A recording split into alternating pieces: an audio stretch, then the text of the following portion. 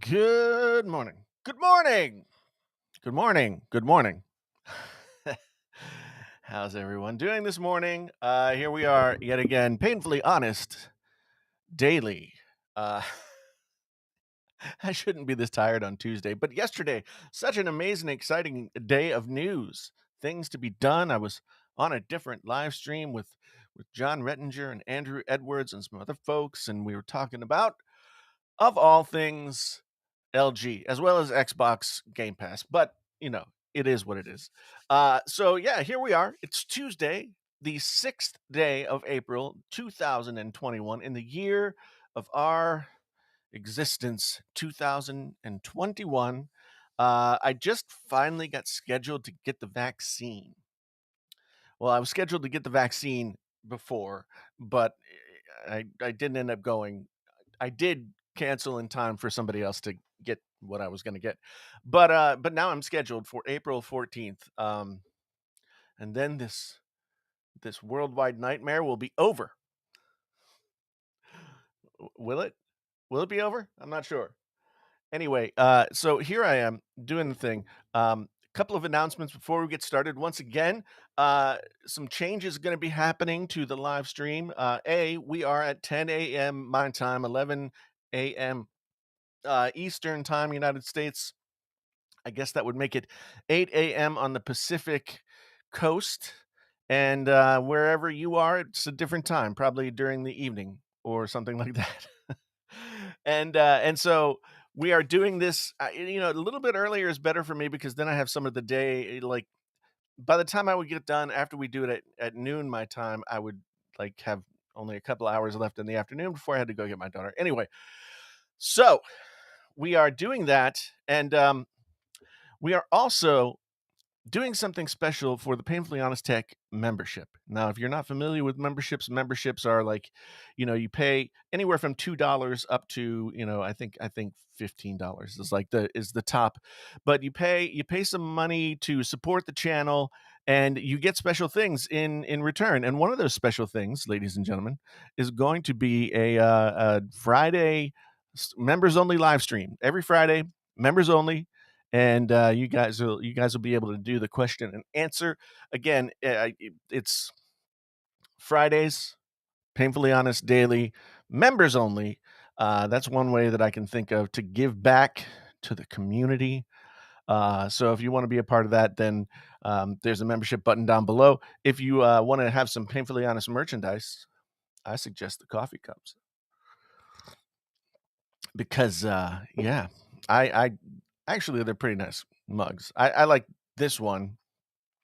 There's one with my face on it that looks really scary, and it didn't turn out the way that I expected it to, so you can also get a T-shirt with that design, as well as a T-shirt with a scary rendition of my face on it.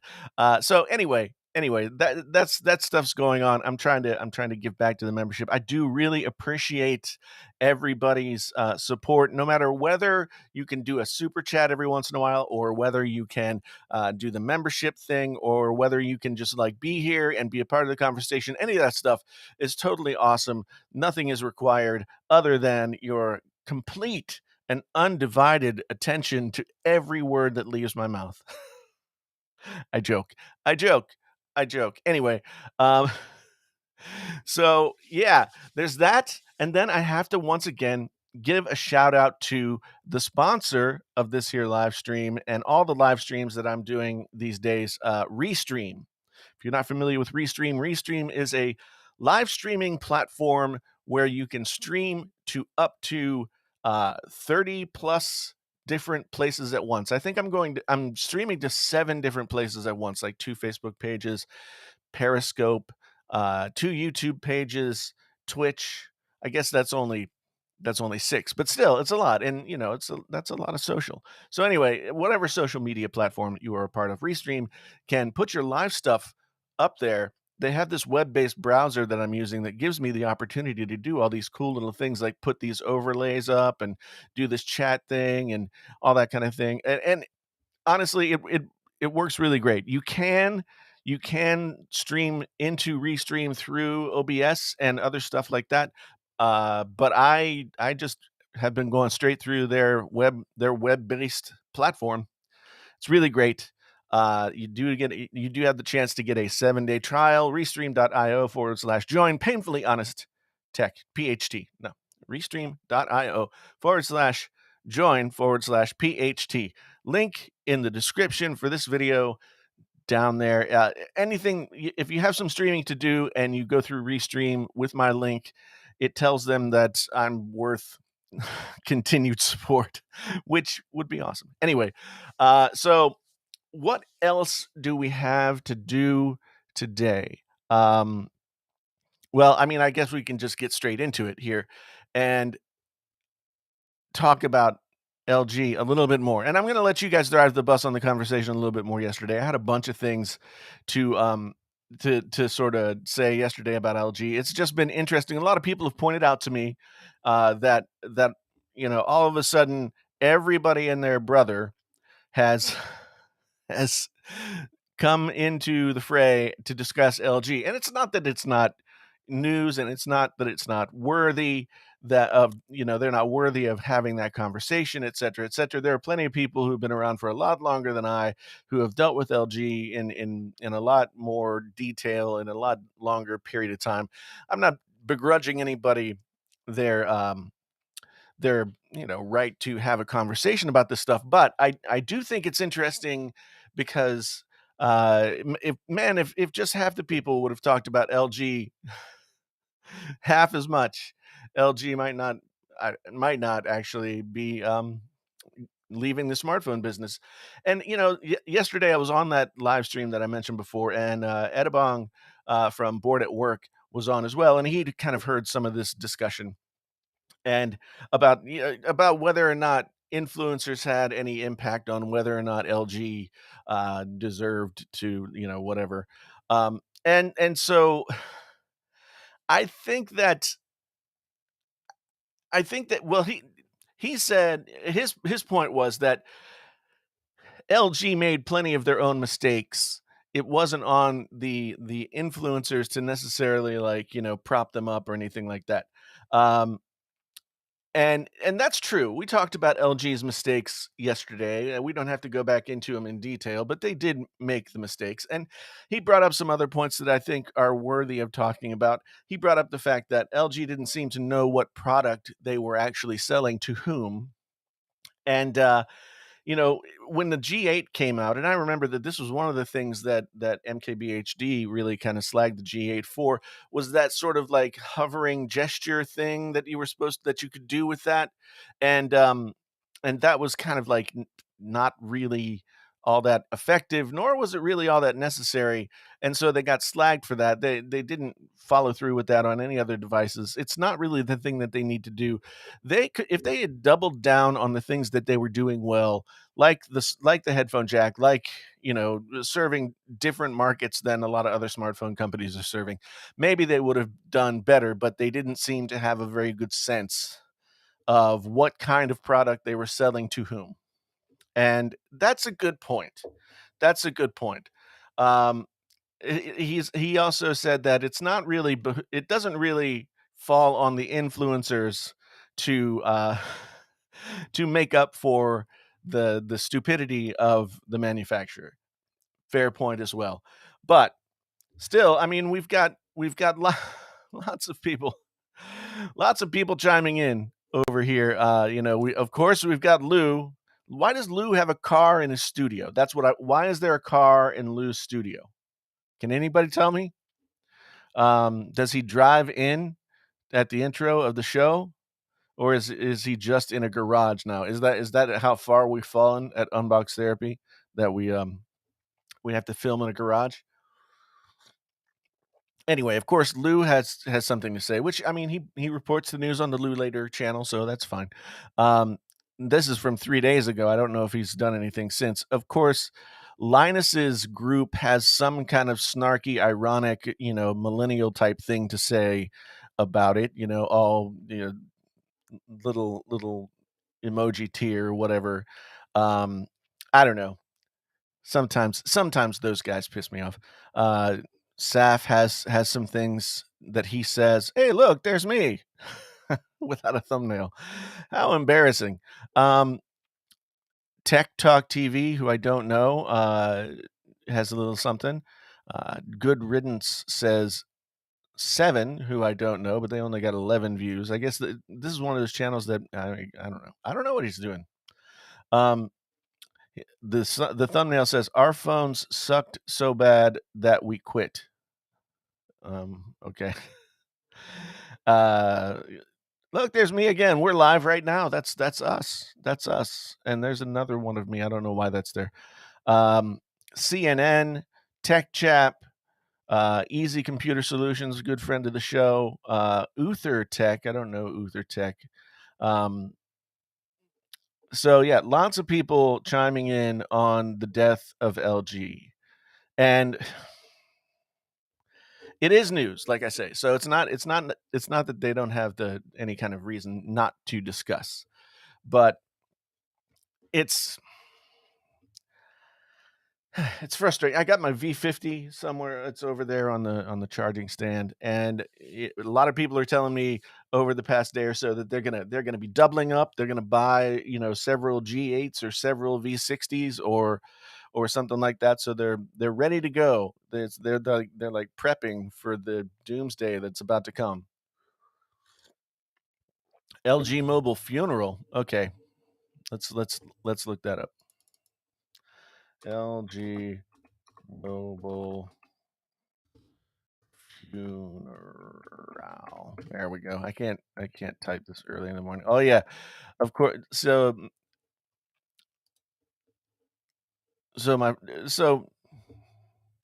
Easy Computer Solutions always does the funerals for. He's actually a minister, from what I understand. He's a nice guy. He really is a nice guy, and so he does these. He does these funerals, which I guess make people mad, but I think it's pretty funny. And then, of course, Fat Produce has got his Star Trek funeral over here. Juan has his funeral. Um, yeah, Tech Talk TV made. Oh, that's from a week ago. Um, yeah, my funeral, the funeral of my phones. This young lady, I don't think is talking about is talking about LG, but we got our friend Tech Odyssey here with his LG Wing video from 2 weeks ago. So yeah. I mean, um, and I know that friend of the show, all tech, all dad tech. Sorry, all dad tech. Let's see. I want to see LG. I want to see what his title was. Alt.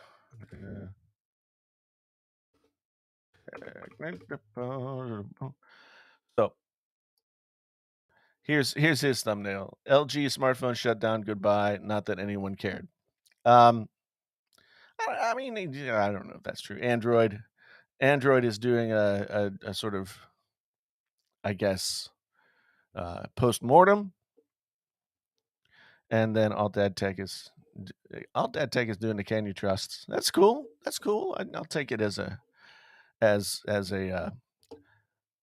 you know as an honor. Um, but Aditya says to everyone cheering on LG Mobile's death, the future of consumer smartphones is at risk here. Everyone removing 3.5 millimeter headphone jacks, expanding memory, and inbox chargers. That is anti-consumer. That is correct, sir. It is anti-consumer, but that's the era of smartphone that we're in right now. Right now, we're in the era of the smartphone where we will gradually lose features until the profit margins are still wide, but the output is in terms of build cost, et cetera, is not all that great. So yeah, we have gone beyond peak smartphone. Um, yeah, we've gone beyond peak smartphone at this point, and are sliding down the other side of that slope. Which, you know, is what it is. I mean, we're just the golden age has ended. Ivan says Easy Computer Solutions was a huge LG user. Recommend watching his LG funeral video. Yeah, he's been an LG guy for a long time, as has Juan Bagnell, Flossie, um, and and others as well. It might be worth having. I don't know.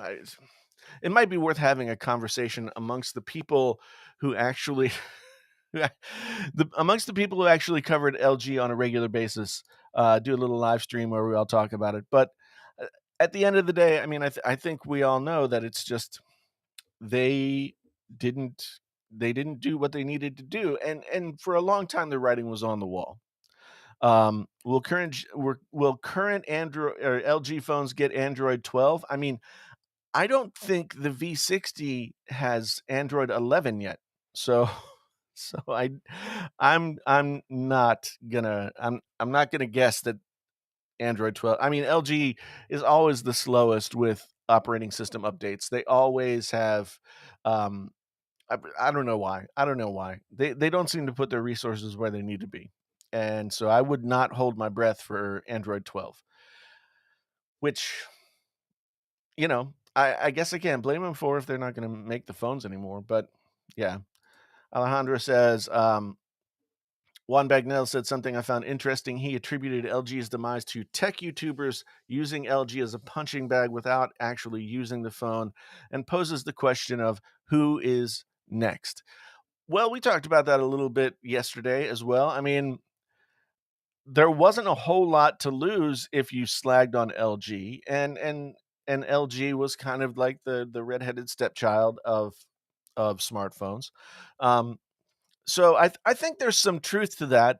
I think from the perspective of the tech YouTuber, I think anybody who does this like over the course of a long time gets frustrated. And I think a lot of tech YouTubers were frustrated with LG because they kept making the same mistakes. And so maybe that contributed to it for a little bit. I don't know. But the thing about it is I really feel like, as I said yesterday, YouTube community um the tech YouTube community has a lot of power. And with that power, they can go ahead and do, you know, some people have been complaining that tech YouTubers only go for the things that get them views or make them money. And to a certain extent, that's true. To a certain extent, I don't doubt that at all. But the thing is, you can't really blame them. I mean, you gotta if you wanna grow your channel, if you want your channel to continue to grow, all that kind of stuff, you've gotta go where the views are to a certain extent. But I think you've also gotta have um, a little bit of your own brain power working. And I just think that a lot of times tech YouTubers, like, it's a follow the leader kind of game in many ways.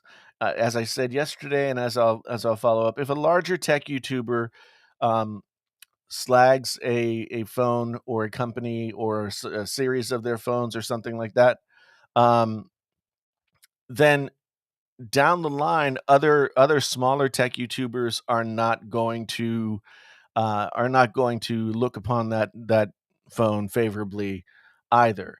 And you can take the laissez-faire economics view of this as like, well, the market determines whatever's right, right?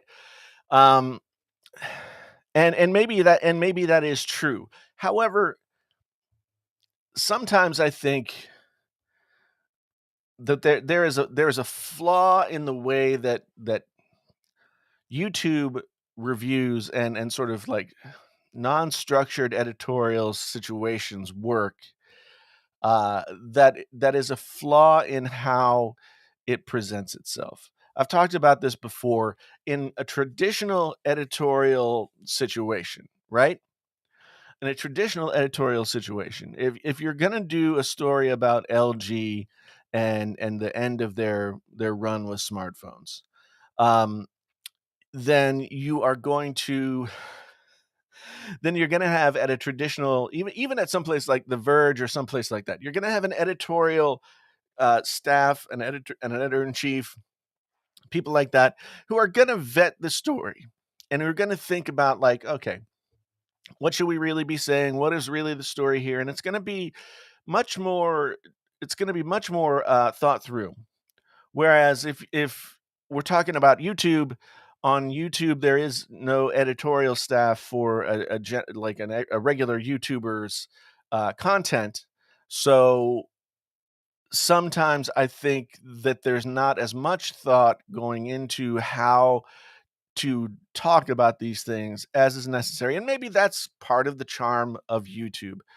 Um, but I think again, it's especially with the larger YouTubers, the Peter Parker conundrum comes into play. With great power comes great responsibility, and so if you are not aware of what you're doing and you're being look, I've been as guilty of this as anyone else, maybe more so than most people, of being just kind of like flippant and throwing out like incendiary opinions to get a reaction. And I'm not saying that any like Marquez Brownlee definitely doesn't do that. I have done it in the past. I'd probably continue to do it. So I speak from this level of experience where it's just not the same. And so with an LG having to rely for a lot of the goodwill of their smartphones, coming from uh, I guess non-traditional media, it's it's a little bit more of a shaky proposition for them. But it always comes back to the fact that they didn't know what product they had. They didn't know who their target market was, and they didn't sell what they had very effectively. So you can't say that it's the fault of the tech YouTuber. You can't say that. I mean, it starts with LG, but then there's like there was a there was a climate created around LG and their products when it came to the smartphones that was non-conducive to LG's success. I think it's looking good, not looping good, but um, and some people have said LG didn't care about smartphones, and they've got televisions and washers and dryers and everything else. I mean, in that in that estimation, LG and Samsung are really no different. LG's got washers and dryers, Samsung's got washers and dryers. LG makes parts for other companies to use in their products, and so does Samsung. I mean, they're very much comparable. But Samsung is, of course, the more successful, whereas LG is somebody described it yesterday as LG is the little brother of Samsung. Um, and so in the post-mortem of LG's situation, we look at it, we say they made they made their own mistakes. They did not learn from those mistakes. They seem to be somewhat tone deaf to what they were trying to do. They seem to not, have very much interest in marketing. And that was as damaging as anything else when it came to the lack of success of their smartphone business. They were more innovative than most companies. They were more they pushed the envelope a little bit more when it came to their designs and what they were trying to do. They were the first with a quad HD screen. They were first with 3 cameras on the back. They were first with a lot of different things that are now staples in Android smartphones. Whereas, and Andrew Edwards pointed out this yesterday, and I think it's a really good parallel to look at LG and how they handled things, and Samsung and how they handled things. Samsung at a certain point, back in the mid 2000s, it was Samsung, HTC, LG, like all these different companies that were coming out with their Android smartphones, and Samsung had a choice they could either spend, a lot of money in research and development to sort of do their own thing and figure out how to get to where they needed to be or where they wanted to be. Samsung, and this is not me like casting shade on Samsung. This has been proven in court, and Samsung paid the fines. Samsung decided the quickest way to relevance in the smartphone market was basically to copy Apple, to take a lot of what Apple was doing, put it into their smartphones, and sort of skip doing it themselves and moving forward. And they did that probably knowing that they were gonna get sued and knowing that they were that they were gonna have to pay down the line, but at the end of the day, as Andrew said, Samsung paid $1 billion to be number 2 in the smartphone world. I mean, they were number 1, now they're number 2, yeah, it bounces back and forth, whatever. But they paid $1 billion in fines to stand on the shoulders of Apple when it came to improving their product and competing with Apple and moving forward. And when you look at what they were able to do, they were able, starting with the S6, right? The S6, they started to really improve their build quality. They started to improve the phones overall. They didn't feel plasticky or cheap anymore, and they started to move forward. They came out with the Note, and then from there it went on and on and on, right? And so Samsung put their money where their mouth was in terms of, like, we are committing to the smartphone business, and this is the level at which we're willing to commit. Um, LG never made that commitment. LG had lots of great ideas. LG made some really interesting phones. LG served some parts of the market that weren't being served by anybody else, but they never went all in. They never went all in and said, "We're gonna market the crap out of this. We're gonna take on Samsung. We're gonna beat them." And at the end of the day, if you're not gonna make that kind of commitment, then you're not gonna win. And LG, just by virtue of how large a company they are, they were able to stick around to this point, but, they are but they're one of the last left standing, and now they have been vanquished from the field. Um, so I see that we're talking about Marquez. Well, I mean, I don't think Marquez went out with a mindset to damage LG's business, but he does in fact um, he does in fact have that kind of power to not only influence people's pocketbooks. And as JC says, LG MKBH doesn't have that kind of power. He most definitely does. There might have been a time where he wasn't aware of it, but I think he's definitely aware of it now, and is actually very cautious about how he approaches things. But the times that he has really sort of gone after a product, things have not gone well for those products. You look at the LG G8, which he was really not kind to. You look at the Razer Phone 1, which he wasn't very kind to.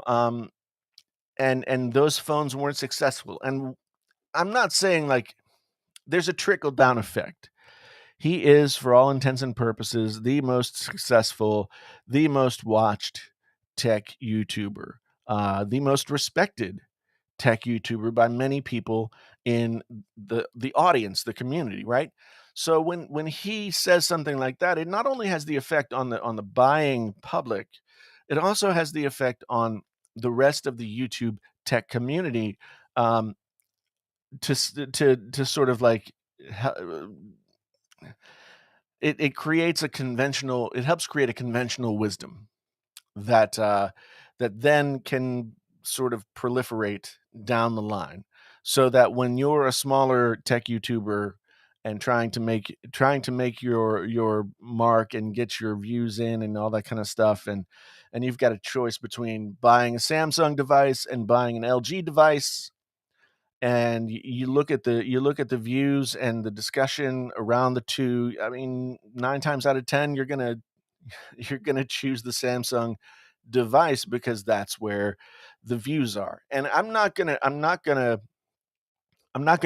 begrudge anybody trying to build their channels. I mean, building a YouTube channel, especially when talking about smartphones, building a YouTube channel talking about that kind of stuff, um, you have to, well, what I call, you have to draft off of everybody above you.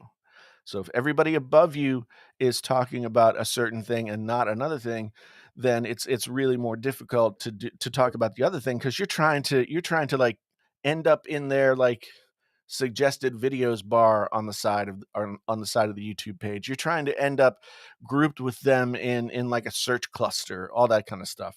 So when doing this, I don't begrudge anybody looking at it. I mean, the YouTube algorithm isn't perfect.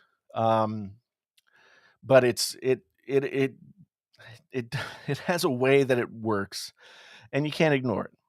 So, as Hugo says here, MKBHD has little impact on the market itself, but when it comes to the YouTube community, it's the other way around. And so, I would say that there's a circular logic there that says, okay, so he doesn't have a ton of influence over the market itself, but especially in terms of smartphones, he is one of the most influential people in, and smartphones, like, people get excited about smartphones, and they get a lot of their information from YouTube. So if he has an effect on the YouTube community and how they talk about this phone or that phone, then he's going to have an impact on the market over time. And so it it's just a very interesting conundrum. I mean, at the end of the day, I think, well, okay, so James says he couldn't help Sony. Well, we all know what Sony's problem is, at least as it applies to North America. Do we not? Sony's problem in North America is you cannot walk into a carrier store and buy a Sony phone. You cannot put a Sony phone on a monthly plan. You cannot do any of that kind of stuff. And so I think you can buy a couple of Sony phones at Best Buy. At least you could the last time I looked for a Sony phone at Best Buy. And in larger cities, you can buy them. Like, I know that they sell Sony phones at B&H Photo. I know larger cities have places where you can buy Sony phones.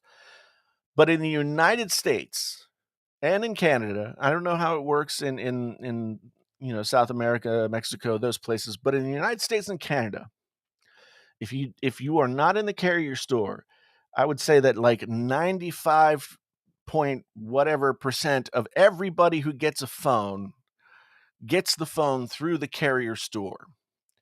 And as Dion says here, like, the only way you get a Sony phone is you pay for it outright. You don't get a payment plan or anything like that unless you go to Best Buy and you put it on your Best Buy card or something like that.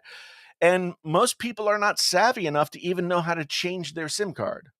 So most people are only buying what they can get in their carrier store. Sony phones are not in carrier stores, and so therefore 90 plus percent of the market is like not available to Sony in the US. Why they've made that decision, I don't know. Why they have not approached that, getting into stores. I mean, that was OnePlus got into US stores, and we're talking about them more, a little bit more than we used to. But Sony, as a phone manufacturer, just might as well not exist in the United States. And over the past couple of weeks, a lot of people have been mentioning Sony phones, and they seem like they're really good phones.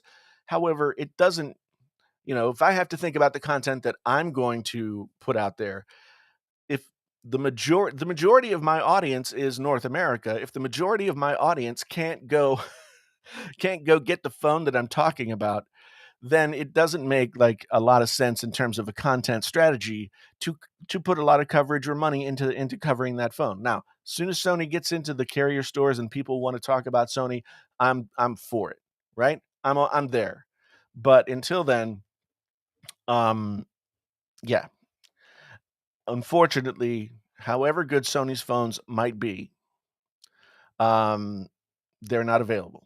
And yeah, as Ivan says here, you can get Sony phones at Best Buy, but the good ones you can't. You can get like their mid tier phones.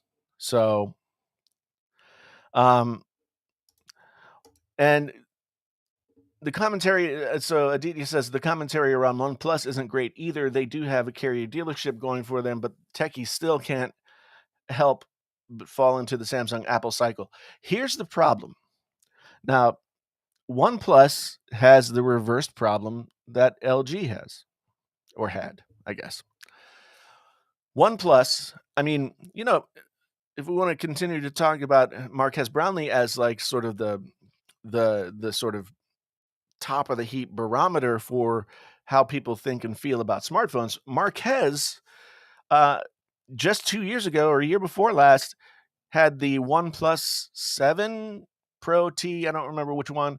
Um, they had he chose that phone as the best phone of the year. Now, why he did that has always been a question. I mean, they don't have great cameras, and he's a very big camera guy, um, and he was one of the loudest supporters of OnePlus phones way back in the days of like the OnePlus 5, and that kind of thing. When OnePlus had built their business out of this strategy, OnePlus in their early days, and this is Marquez Brownlee's words, not mine, they were 90% of a flagship phone at 50% of the price. That was the value proposition of a OnePlus phone when they started to gain recognition. But starting with the OnePlus 7 and 8, they moved up in they moved up in the price range.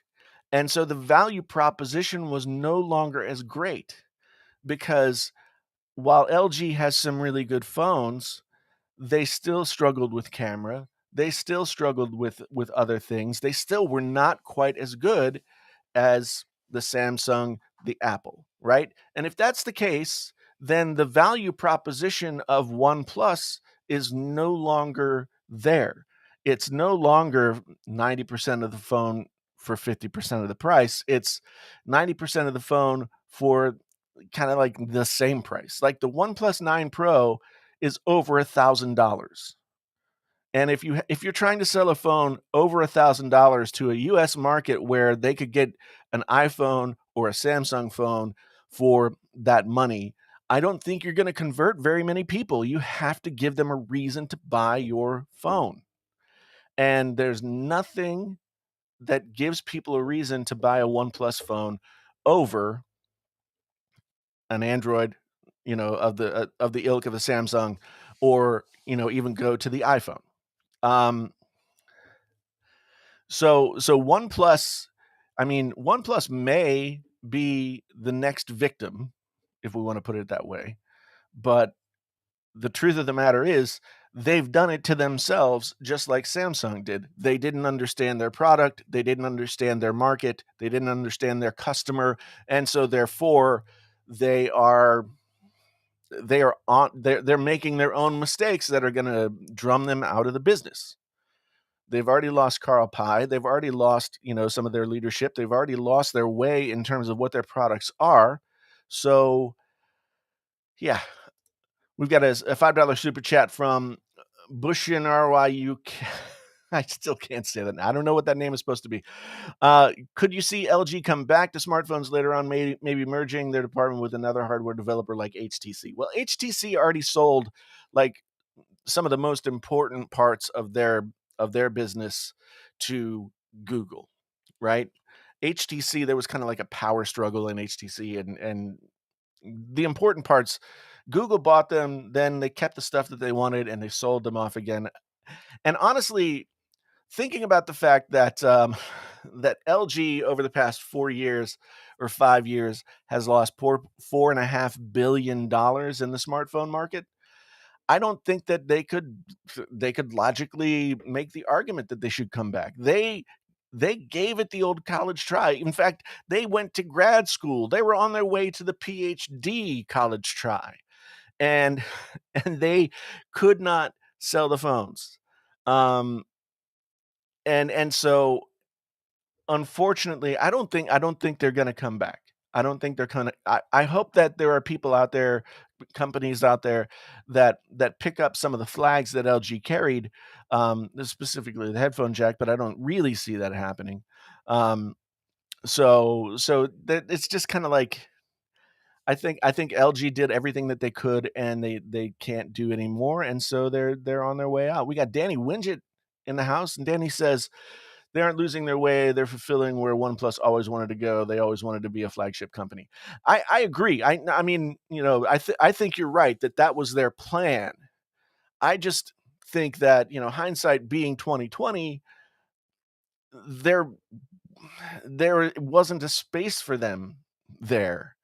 Uh, you know, maybe I'll be proven wrong, but I don't see them competing in that flagship space because there's to my estimation, they still don't compete dollars to donuts against the more established players in that $1,000 plus marketplace. That's kind of how I see OnePlus at this point. They may come this was the year. To me, this was the year. If they could come out with a phone that hit on all cylinders and was inarguably as good as Samsung, well, particularly Samsung, but Samsung and Apple, you know, and it's really a lot about the cameras. And I know, Danny, you do a lot more with cameras than I do, so I know you're much more, you know, with your finger on the pulse in terms of that. I just don't see LG or not LG. I just don't see OnePlus like making the value proposition at $1,000 that they had that was compelling to them as the underdog at 5, 6, $700. And I think that ultimately that's going to be difficult for them to sort of I mean they're playing from behind, and I don't see them making up the ground in the way they want to. Um, Dion says LG should have pushed their DAC and marketed it to artist friendly device. Yeah, yes, absolutely. And I know that like with the V60, or not the V60, but the V40, they had Joseph Gordon-Levitt running around, and he was taking pictures and he was recording sounds and he was doing music and he was all this other stuff. But it was like a very frenetic, confusing ad. Um and so and that was the only ad that they had. They tried to market the V series phone as the creator phone. The V series, like it had its own like multi-track recording capabilities. It had all kinds of different things that would be really attractive to the creator. In fact, Juan Bagnell went to CES, I think 2 years ago, with the V50 as his only camera. And he only edited on the V50, and he did all of his coverage with the V series phone and did a very good job, and it proved that it could be done.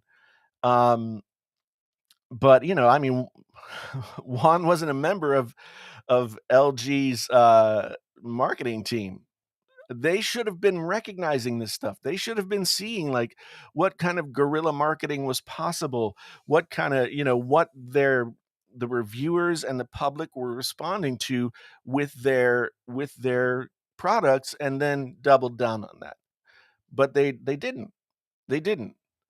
And it's and it's, they just didn't do it. Here's an interesting question. Um, Ronald asks, "What makes a $1,000 phone?" Camera. Pixel lineup has killed that reason. So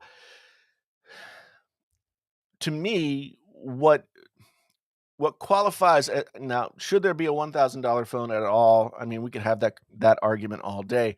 I don't think the $1,000 phone is long for this world, except for like in the very boutique flagship market. I think the average phone, I mean, we can see it with what Samsung is doing this year. Samsung has said, so the S21 Ultra is the flagship. The S21, the S21 Plus are the sub $1,000 versions of that. So a $1,000 phone to me can't fall down on any of the major things. So screen, battery life, camera, um, build quality. There's probably one other. It can't fall down on any of those. And unfortunately for Google, in the early versions of the Pixel fell down on at least one of those. The camera was always amazing. But on the Pixel 2, the Pixel 2 XL at least, the screen was a little dodgy. And so they've always had something that was a caveat about the Pixel phones. And so they put out 4 versions of the Pixel phones that were sort of at flagship levels. And then they also put out the Pixel 3a. The 3a sold like hotcakes. The flagship level versions didn't, and so now they're approaching a different marketplace, a different segment of the marketplace, which I think makes sense for them because they were not going to, unless they really committed. And I don't see, Google never really commits.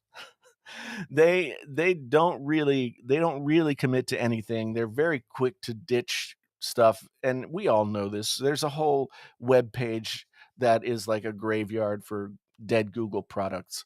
So Google, they either need to commit and go 100% all out and earn their place beside Samsung and Apple, or they need to find a segment that they fit into. And I think that they've found that segment.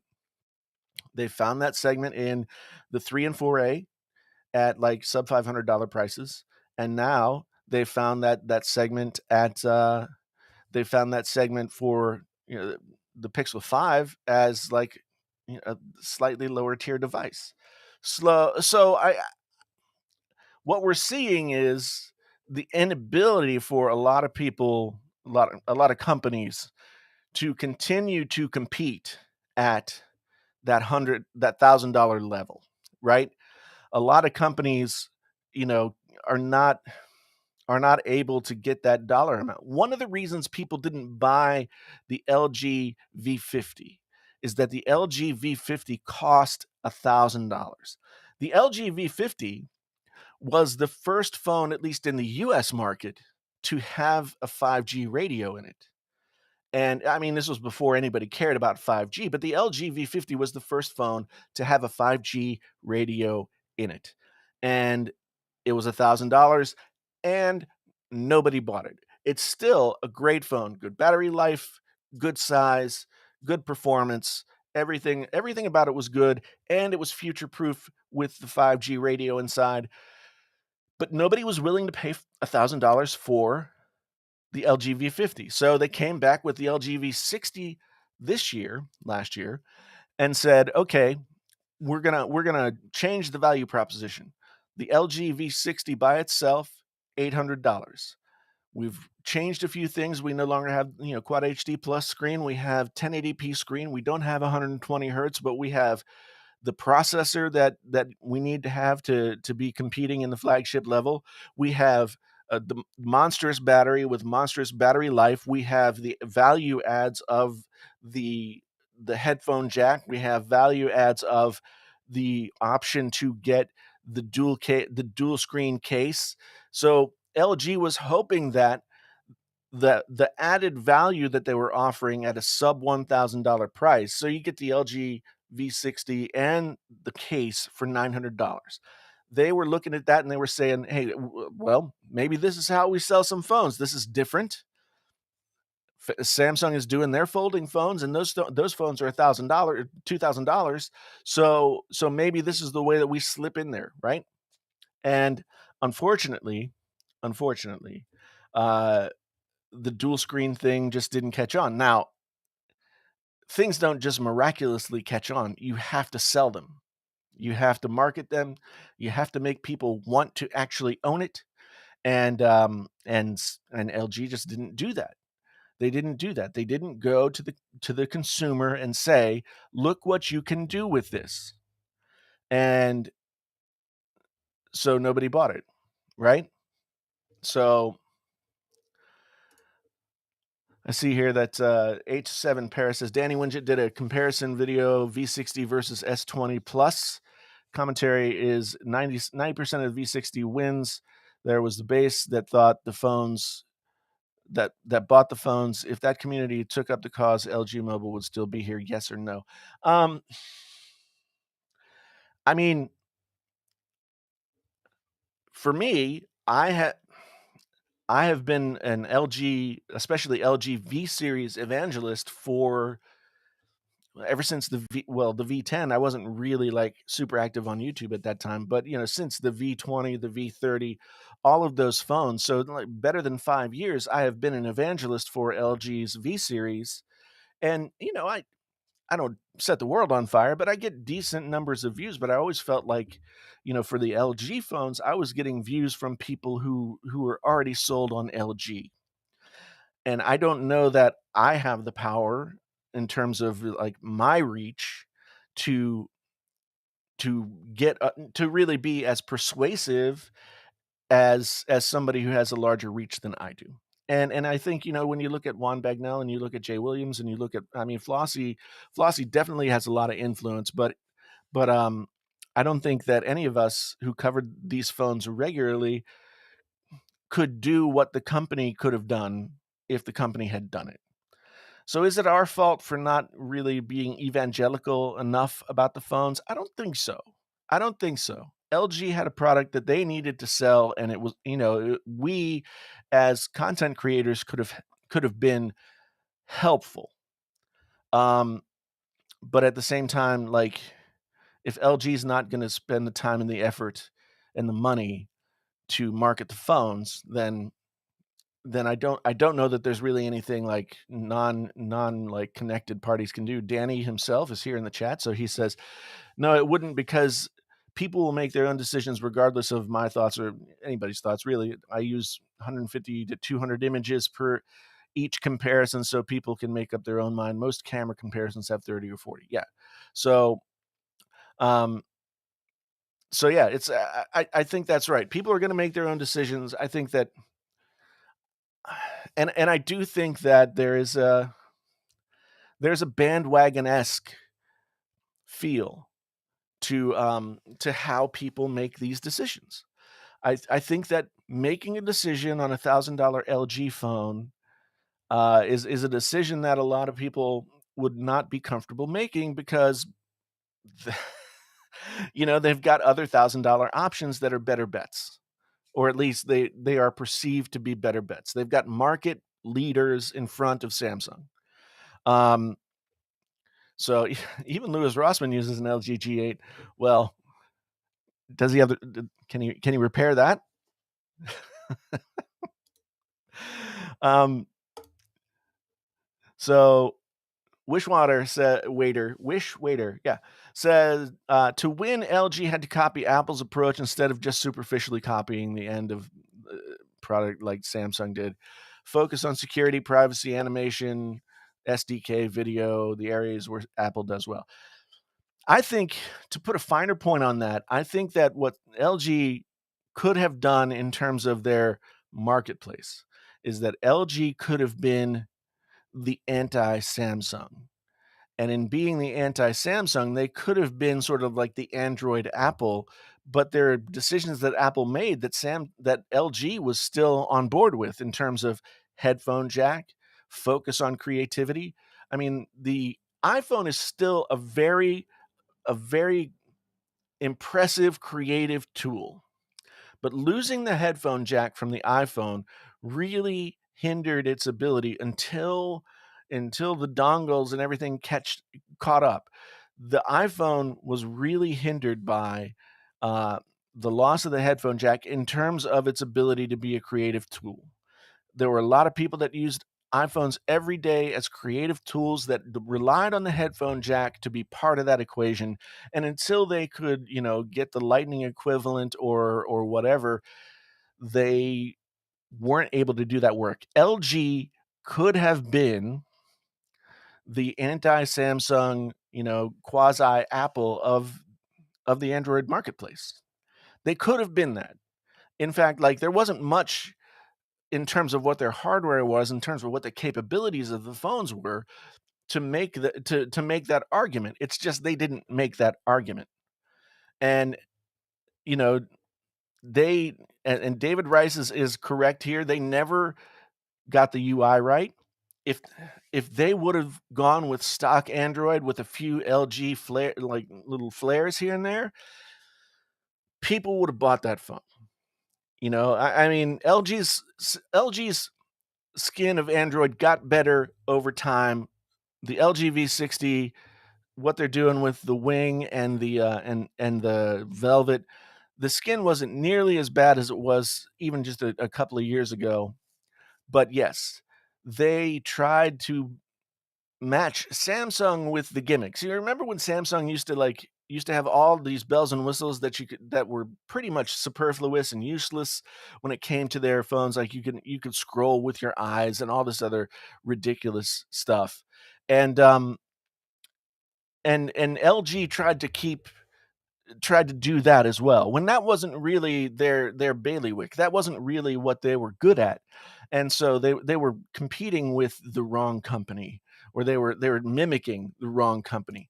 Danny says, I did that LG V60 8K cinema video because I wanted to show people how good the 8K video was. Took me 2 days, and the return in views wasn't worth it because LG because but I did because LG deserved it. Yeah, I mean, again, that's the thing. There is a dollars and cents aspect to it. I mean, when you think about it from a YouTuber standpoint, especially somebody who has the kind of business that Danny's built for himself, I mean, there's a dollars and cents component to it. It sounds like what Danny's saying is like that video was sort of a passion project for him because he wanted to show how good that footage could be. However, like the dollars and donuts side of it didn't match the output, which is a shame because you know if LG had been there sort of marketing that stuff, then it would have been an easier sell. It would have been an easier sell to make that video and to spend that time. And I totally get that. I mean, a lot of people have been saying, oh, you shouldn't be choosing like what's going to get views and what's not going to get views and what's going to make you money, et cetera, et cetera. I mean, I think it's a different equation for a different like each different level of YouTube has a different equation. I think for somebody who is starting out or has gotten to a mid level, like sub 100,000 subscribers, but is on the come up, I think that covering things like LG is is going to would really help you. It would differentiate yourself. You spend time on that. You're not making a ton of money at that point, so the time to dollars thing doesn't necessarily make as big a difference because you're trying to build. But when you're talking about, someone like Danny or someone who's a bigger YouTuber who has projects that, yeah, and they're putting food on the table for their families by making these videos and taking on these projects, it does come into play to a certain extent. And I totally get it. I totally get it. And at the end of the day, LG could have made it an easier argument than they did. Um, so, uh, David Rice says Samsung has been winning on the Android side despite their missteps because they became the best at the basics. They streamlined the bells and whistles so they could appeal to the casual and niche. I think Samsung did a very good job of walking the line between what the really diehard Android fans like, which is the customizability and just the geeky aspect of it, and then the usability factor for the folks who didn't want to get into the weeds like that. So yes, I think you're right. I think you're right. There was that aspect of it, but I think you can't miss the fact that Samsung really did decide to look at what Apple was doing and copy it, and that gave them a big leg up. It was a risk, and you know I'm not necessarily casting shade at Samsung because they got taken to court and it was proven in the court of law that that's what they did. But they were still able to hold on to the core the core aspects of Android that attracted both kinds of buyers, right? So yeah, they've done very well at improving their products, at trying some things, but then they I still don't know about the AR stuff that they throw in. It's cool that they do it, but they still throw in some features into every phone that like if you buy the phone, you'll try it once, you'll never use it again. But maybe it's good for getting through a news cycle. I don't know. But yeah, Samsung has. I think the thing that Samsung has done that a lot of other Android manufacturers did not or could not do was just basically push all of their chips to the center of the table and say, we are going to be number two or number one, and we have the war chest in terms of the size of our conglomerate, everything that we do. We have the size to be able to do that, so we're pushing everything to the center of the table, and we're going for it, and it worked for them. I mean, as Andrew Edwards said in the stream that I was on with him and John Rettinger yesterday, they spent $1 billion to compete and get to number two, and no other manufacturer ever really did that. So I think that I think that that's ultimately what made the difference. Alan says that Travis MCP did a great video on using an old LG phone that could replace a laptop. Yeah, I mean, it's the same. I agree, and like I said, Juan Bagnell went to CES with only the LG V50 as his creative tool, and was able to get through and make great coverage. So there was never any real problem with the capabilities of the LG phone. There was never any problem there. The problem for LG was there was a knowledge gap, and part of that was because of their lack of marketing, their lack of just I don't know. They seem very very like nonchalant about their business with the smartphones, which in a market that was that competitive, you can't really just sort of sit by. And I don't know if that's what was happening internally, but that's how it looked outside. Was that they just weren't really doing everything that they could to get people interested in buying their phones.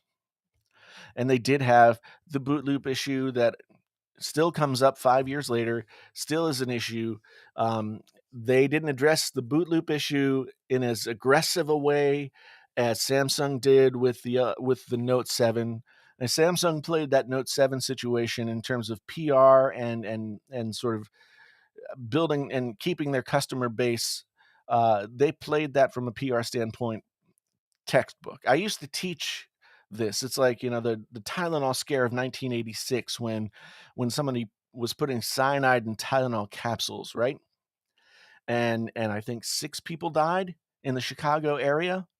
Um, and Tylenol, the parent company, every they pulled every single bottle of Tylenol capsules off the shelves worldwide and then they said, "We're not gonna put them back into the marketplace until we know that they can be safe."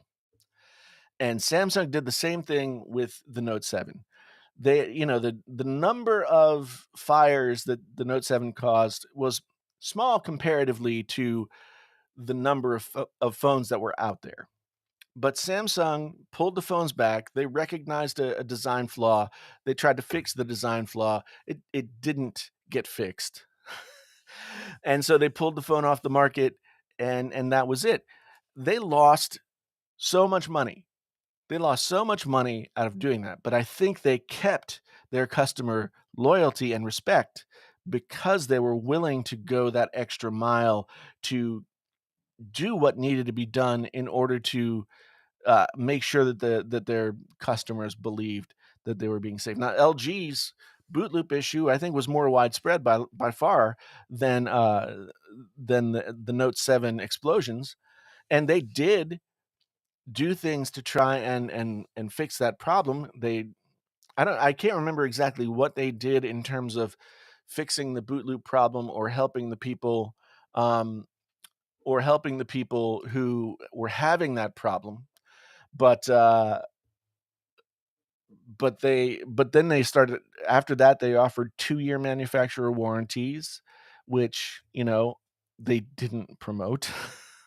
So it's yeah, it ended up not being as successful. James says, Samsung hired a well, I'm not gonna say hired a are you saying a US marketing and PR, firm to do their US marketing as opposed to LG that kept their marketing in-house or within Korea?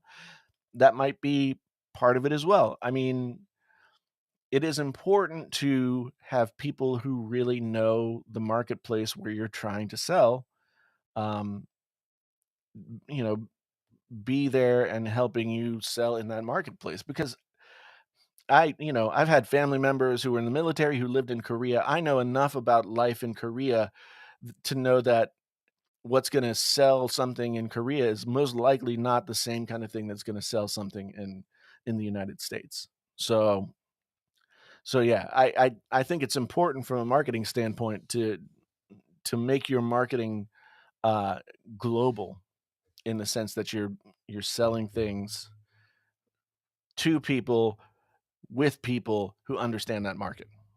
So yeah. Um, yeah, the Moto X was a really great phone. And then the Pure Edition, people loved that as well.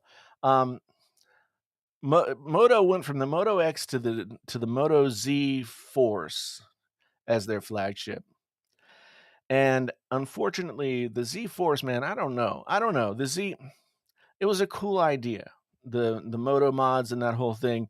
And I did, so we've been talking about the headphone jack and how Apple was the first to take away the headphone jack. It's not actually true.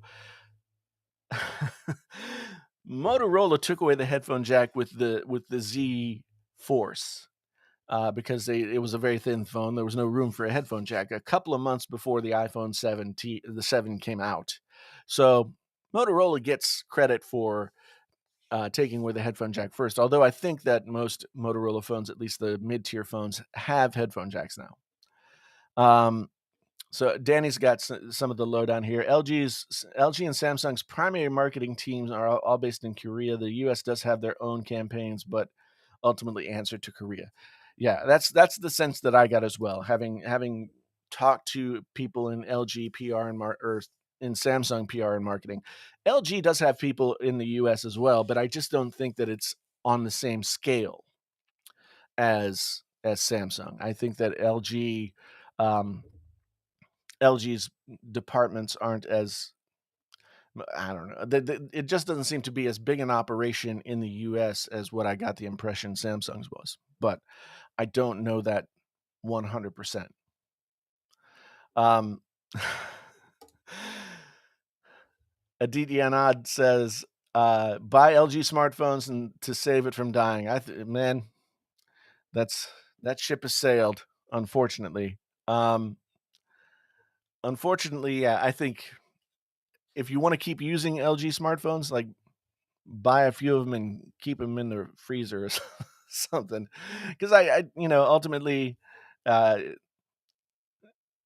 we knew something was up even coming into 2021. There wasn't as much discussion about LG. There was, all the V set that there's not gonna be any more V series, there's not gonna be any more G series. Maybe LG is gonna go to mid-tier phones like, with 7 series Qualcomm chips instead of 8 series Qualcomm chips. There was a lot of talk here, there. Then they had the rolling phone that they brought to CES, which looked really promising and would have been a really cool thing to see.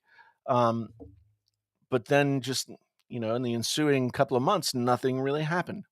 Nothing really happened. So then we hear that they're going to sell to a Korean company, their North American thing, and then we hear that falls through, and now we hear this. So I think um, I think that unfortunately, that ship has sailed.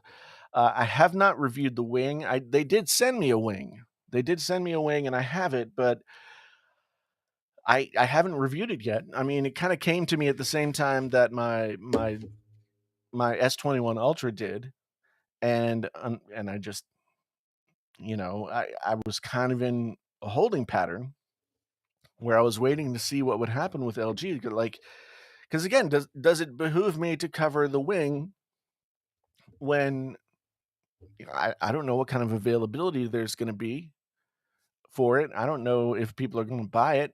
I don't know if I've used it. It's a very interesting phone. It's a very cool phone, and it sort of said to me the same thing that the Galaxy Fold says for Samsung, which is that there's a cool idea in here somewhere that could go somewhere, but I don't think that the wing was the final iteration that would be worthwhile for the most people. So so yeah, if there's enough people out there who really want me to look at the wing, then I'll do a video on it, but I just don't know if it makes a lot of sense at this point. Um, so yeah. Uh, Giovanni says, "This is exactly what I was thinking. Now the tech reviewers are trying to cover for LG for the views. They didn't even give a damn about the things before the things they innovated before." Well, I mean, again, yeah. Um, LG, man, I don't know. It's like I remember the G4. A lot of people were talking about the G4. A lot of people were excited about the G5. The G5 came out and it was a complete disaster. And I think that was the beginning of the end of YouTubers really paying a lot of attention to LG. And then, you hear stories uh Edibong from Board at Work told the story of like people going to the G8 information meeting, and they were showing them the little gesture navigation things, and then they were like, "Okay, now you try." And everybody, like, the biggest tech YouTubers, the biggest phone reviewers out there were like all trying to do it, and then they would all raise their hands and be like, "Hey, this isn't working."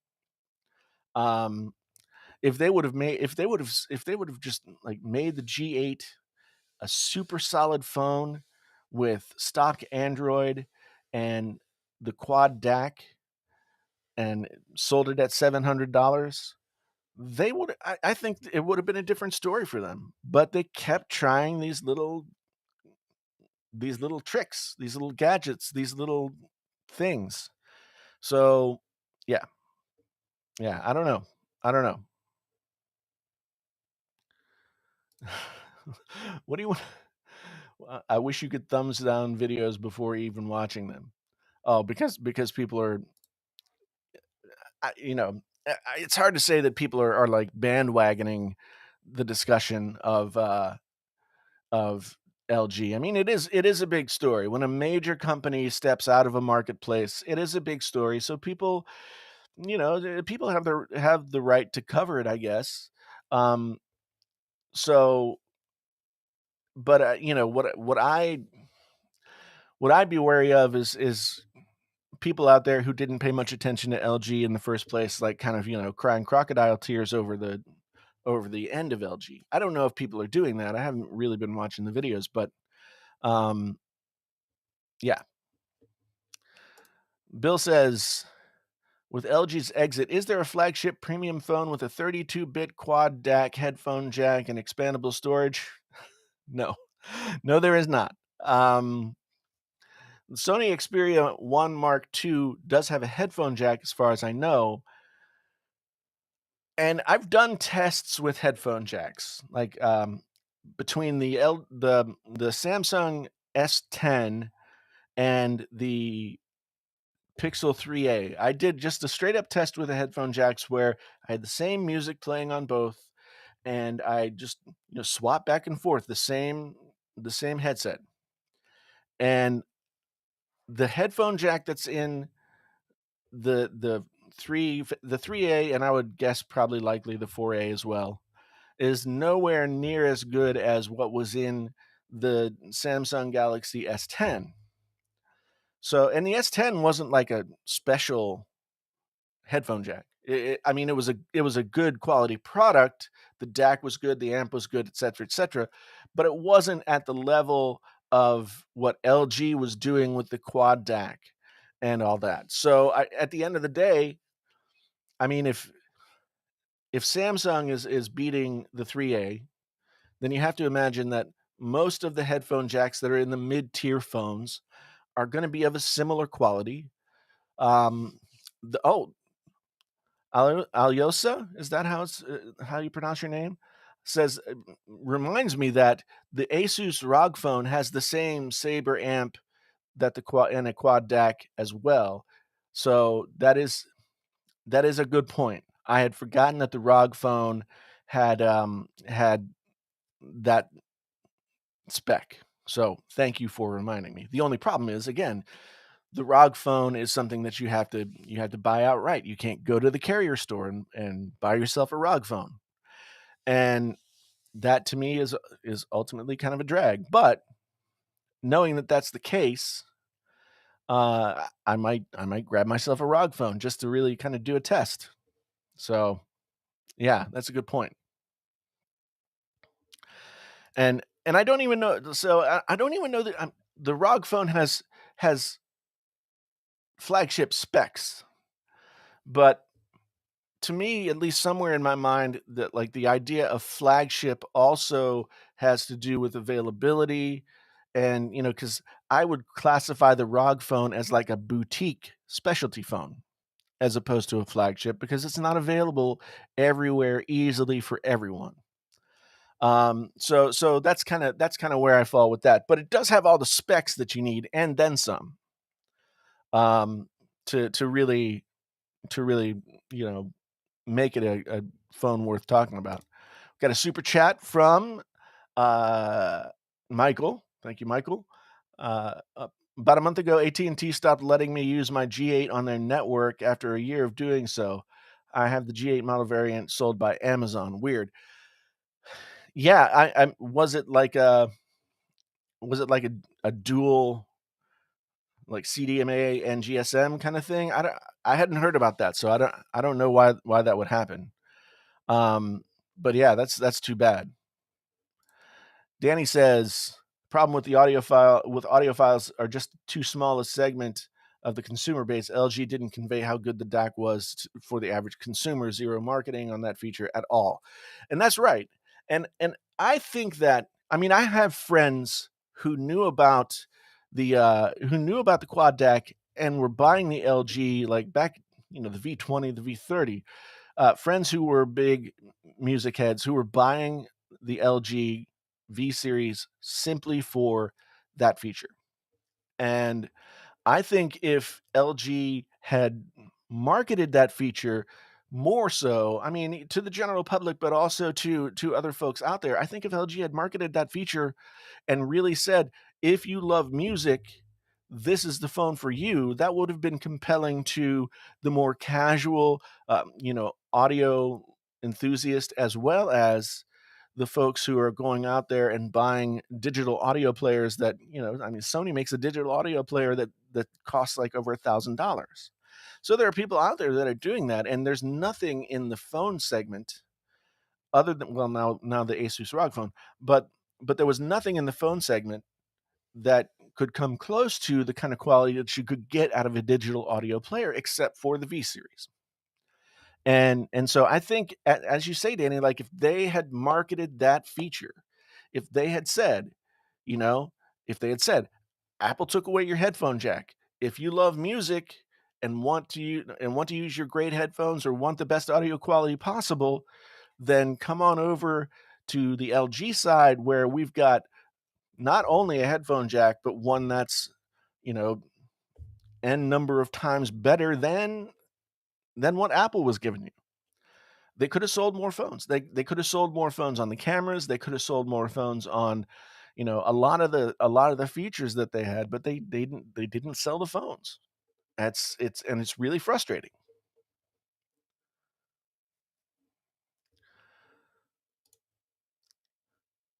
Hugo says, "Can't blame them. My brother-in-law can't hear the difference between his Galaxy Airbuds and a pair of Stax SR1." Well, I mean, for the average person, I can understand that. I can understand that. I mean, it takes a long time to build to train your ears to hear the differences. And yeah, John Darko, who's a YouTuber that talks mainly about like home audio stuff, is yeah, he uses a V40.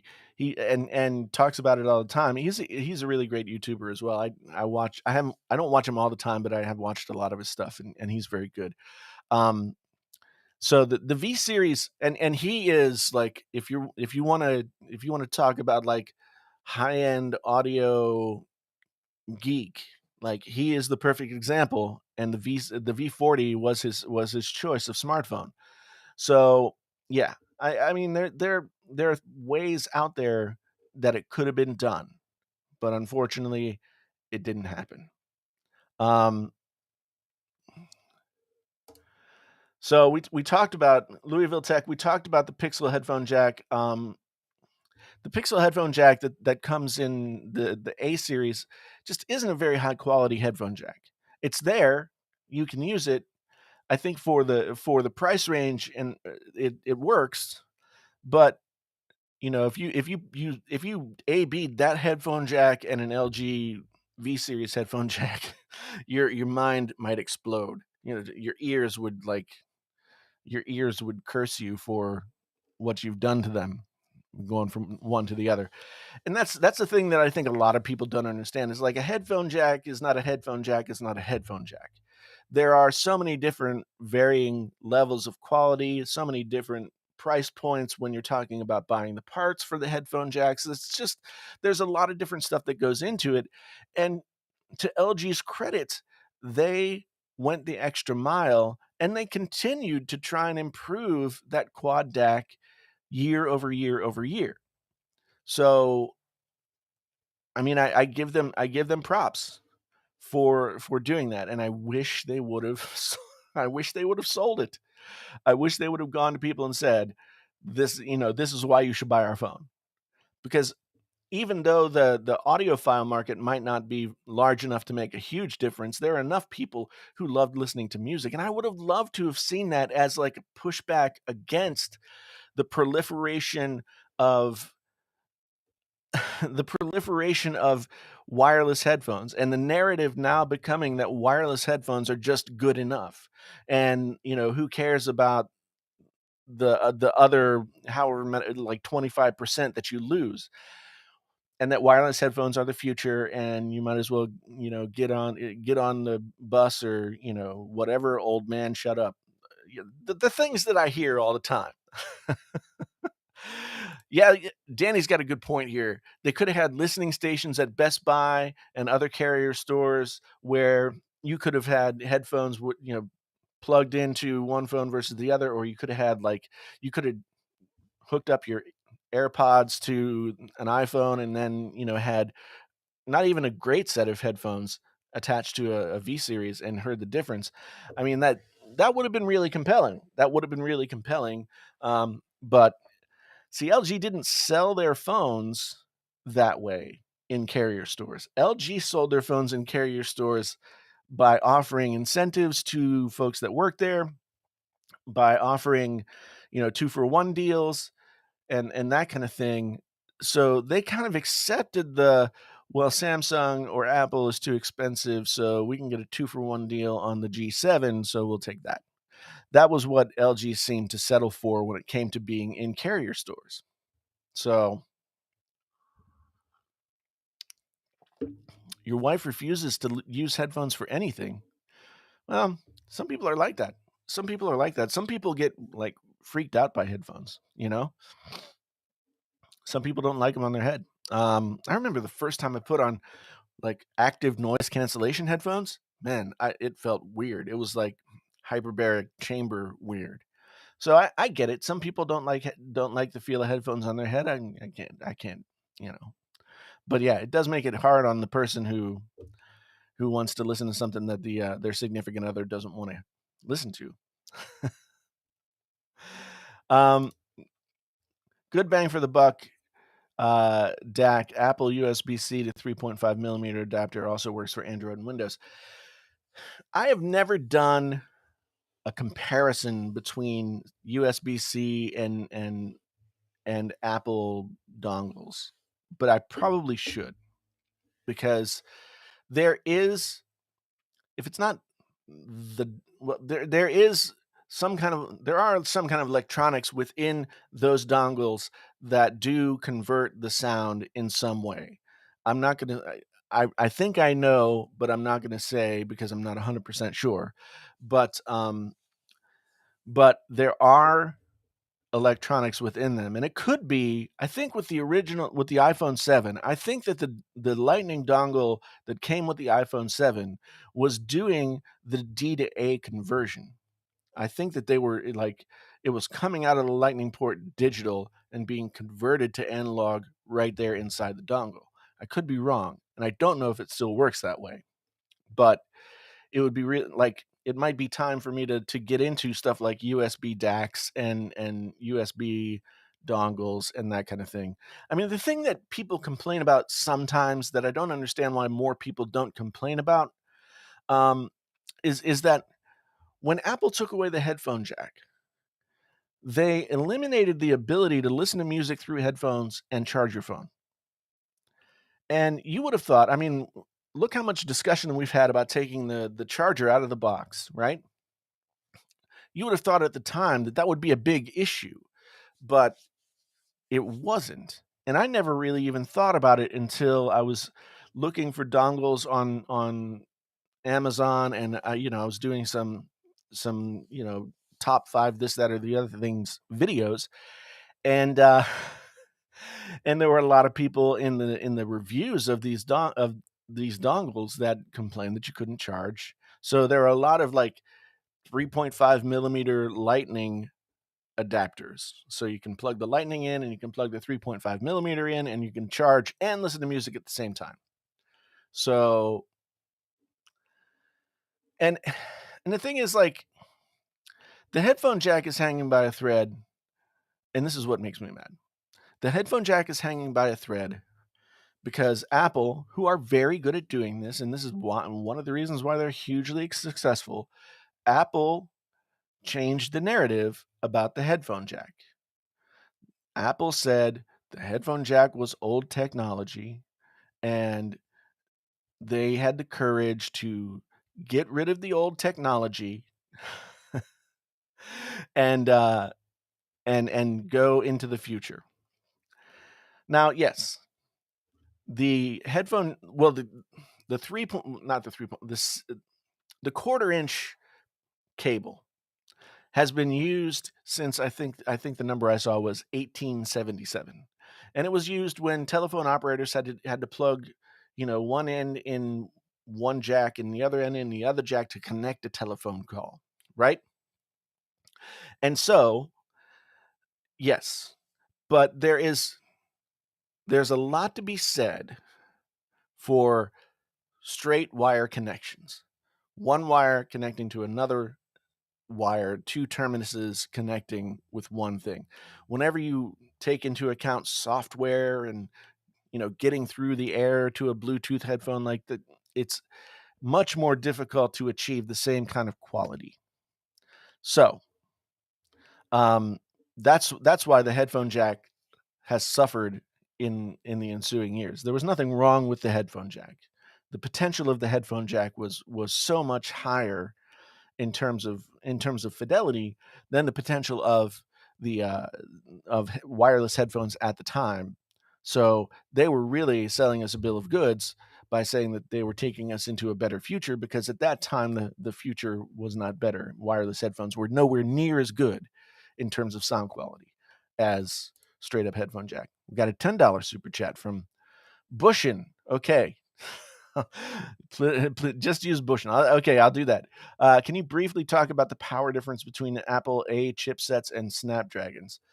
I, I don't really know a lot about the power difference between the two. I mean, what I do know, at least conversationally, is that the A series chips use power and more efficiently than the Snapdragon chips, and it's kind of the same thing as, PC parts have to be built for use with multiple manufacturers, other stuff. And so a lot of times PC related stuff is overbuilt and more powerful on paper, because it has to overcome some of the inefficiencies that are going to come by combining them with other pieces that aren't made by the same companies or doing the same things. Whereas Apple builds everything, so they can make building inefficiencies a priority. And because they control all of the production, it's something that they could do. But I don't think that totally answers your question, but that's kind of how I see it. Um, yeah, Bill Bill echoes my experience with the noise canceling headphones. Let's see. So Oskert, since Apple is able to completely control everything from the chip to the software that runs them, they cannot. Yeah. Okay. So kind of echoing what I was saying there. Yeah. Okay. Yeah. You're not wrong, Sam. Uh, Technology is always a sacrifice for sure. But at the end of the day, I mean, and it's, well, maybe not arbitrary, but it's not always like the consumer that gets to have a say in what that sacrifice is, if you know what I'm saying. So those sacrifices are not always consumer friendly. We've talked about that in terms of taking away the charging bricks from the phone boxes, and the sort of it's a consumer hostile move, right? They say it's for this reason or that reason, but ultimately the consumer is the one that has to bear the brunt of that change. I mean, if the iPhone has been shipped with a USB A to US to Lightning cable up until, the iPhone 11, and then Apple says we're not going to give you the charger anymore, but the last time you bought an iPhone was the iPhone 10s, then you don't have a charger that's going to work. So you have to buy a charger. See, so that's where their arguments, like a couple of moves down the line, that's where the arguments fall apart. Um, but anyway, folks, hour and 38 minutes, man. I keep trying to keep this to an hour so that it's a manageable amount of time, but the conversations keep getting better, and I really do appreciate it. This was a really good conversation. I appreciate everybody being here. Remember that on Fridays, it's going to be members only Q&A on this show. If you want to spend $2 to become a channel member and be a part of those Q&As, I would really appreciate it. Um, I've got a timer right here. That's the thing. It's like right on the screen. I can look at it. Um, but yeah, members only Q&As on Fridays for the daily show, as well as I'm going to have some like fire sales and other kinds of things that members can get into. Minimum $2 barrier to entry. Any support that you can give, though, is awesome. I thank you guys who are giving out the super chats today. Very, very appreciated. Thank you guys for who've all. And when I say guys, it's a gender neutral guys. I'm not, I'm not trying to exclude women, but but the thing is, at the end of the day, everybody who shows up and supports and chats and watches or anything like that, I really, really, really do appreciate it. And Bob is already on me about the new PHT walled garden. Hey man, guys got to eat. Guys got to eat. I got to pay the bills. I got to build the empire. So anyway, you guys have been awesome once again. Thanks so much. I'll be back with another daily show tomorrow at 11 a.m. Eastern Time, 10 p.m. Central, or 10 a.m. Central, and 8 a.m. on the Pacific side of the United States, and whatever time zone you are in, wherever you might be. Thanks once again for hanging out with me, guys. I really do appreciate it. Once again, my name is Jason, sometimes known as the JTL. This is Painfully Honest Tech so honest it hurts. Another edition of Painfully Honest Daily